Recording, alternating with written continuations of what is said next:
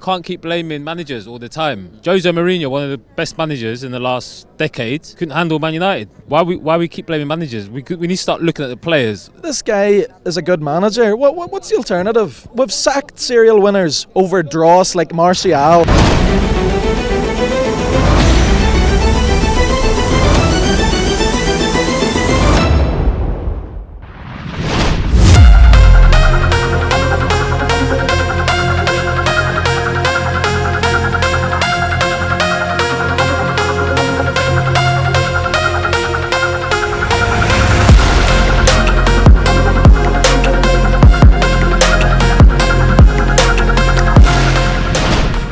Performa buruk yang terus menerpa Manchester United memang dirasa begitu nyesek buat fans. Sebab setelah era Sir Alex, MU ini bisa dibilang malah makin terjun bebas. Ya emang sih di era Jose Mourinho, Setan Merah sempat meraih 3 trofi, akan tetapi setelah itu hanya Carabao Cup di musim 2022-2023. Dan musim ini, suka nggak suka, permainan MU ini sangat-sangat nggak banget. Hal yang sangat wajar bila sekarang fans mulai berpikir untuk tak lagi menyalahkan pelatih. Sebab udah berulang kali gonta-ganti pelatih, ya hasilnya tetap aja sama. Untuk itu seperti yang pernah dikatakan Ralf Rangnick, kalau skuad Manchester United harus dirombak total dan sekalian membangun ulang dari awal. Toh, Ten Hag sendiri juga pernah bilang, dengan pemain yang sekarang terutama warisan lama, ia nggak akan bisa menerapkan sistem yang sama, seperti saat masih menangani Ajax yang ketika itu terkenal dengan sepak bola indahnya.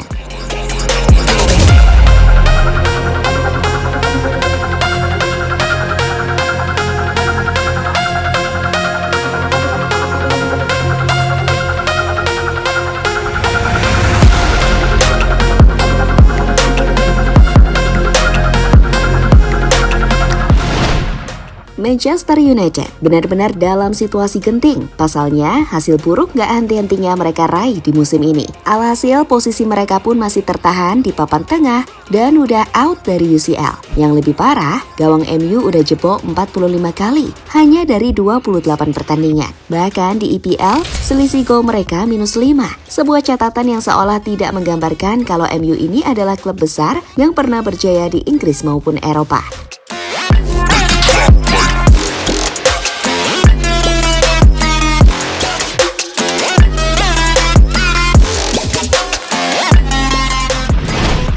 Sebenarnya masalah MU ini kan bukan sekedar siapa pelatihnya.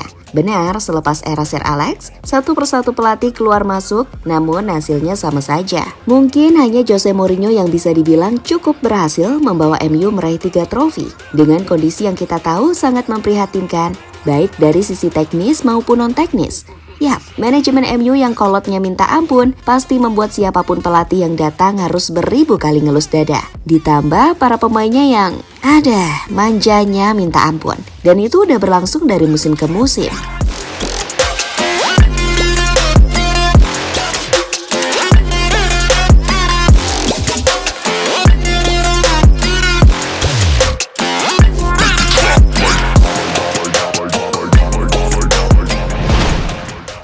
Selepas era Sir Alex, para pemain MU ini seperti kehilangan gairah buat bermain. Gak usah berbicara hasil, orang fighting spirit aja gak punya, dan itu udah beribu kali terjadi, sehingga mau siapapun pelatihnya ya susah juga. Maka gak heran kalau fans pun dengan lantang merosting para pemain MU, dan gak serta-merta menyalahkan Ten Hag atas beragam hasil buruk yang terjadi. Can't keep blaming managers all the time. Jose Mourinho, one of the best managers in the last decade, couldn't handle Man United. Why we keep blaming managers? We need to start looking at the players. This guy is a good manager. What's the alternative? We've sacked serial winners over dross like Martial.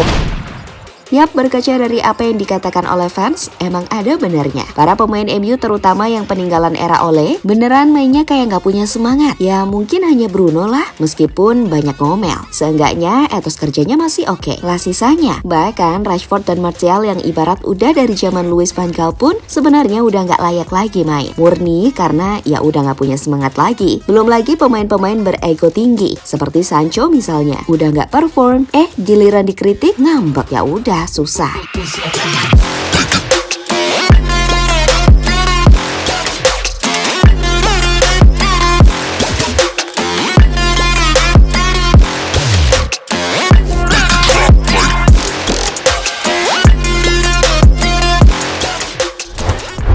Yap, selain itu tadi, mentalitas pemain MU juga patut dipertanyakan. Rashford misalnya, bisa-bisanya ia dugem ketika MU baru aja dihajar Manchester City beberapa bulan lalu. Kemudian para pemain baru yang gak perform, Onana, bapuk. Mason Mount belum apa-apa udah cedera. Anthony yang dibeli musim lalu dengan harga cepet, malah kebanyakan muter-muter. Lisandro Martinez dan Casemiro yang diharapkan bisa ngangkat, malah cedera juga. Ya, alhasil Ten Hag harus berjuang dengan pemain yang ada, dan beruntung MU ini gak terperosok jauh di papan bawah.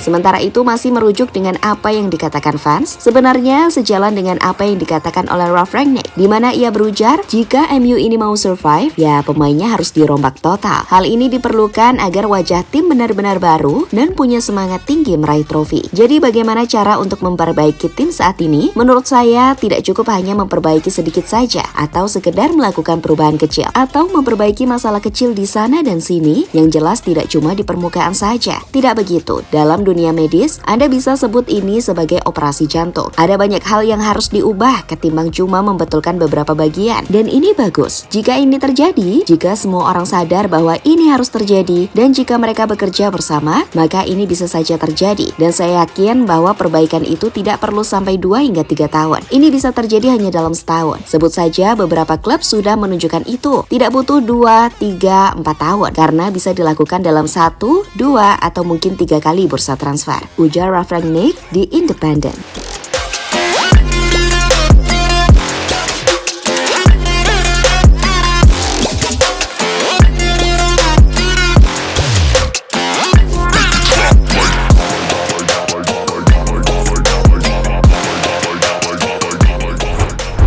Yap, apa yang dikatakan Rangnick ini sangat masuk akal. Dan Ten Hag pun ini udah masuk musim kedua. Namun ya harus diakui, saat ini nggak berjalan lancar karena berbagai faktor. Akan tetapi, jika manajemen bisa menuruti permintaan Ten Hag yang ingin merombak total skuad secara perlahan, ya besar kemungkinan benar apa yang dikatakan, kalau nggak perlu sampai 4 tahun. Untuk itu, selama MU masih banyak dihuni pemain-pemain mediocre berkedok bintang bergaji mahal, ya sampai lebaran kucing pun nggak bakal bisa menyaingi Manchester City, Liverpool, atau bahkan Arsenal yang benar-benar memperhatikan segala detail untuk kemajuan klub. Ya iyalah, orang atap stadion bocor, kamar mandi kumuh, dan tempat latihan jadul aja nggak diurus.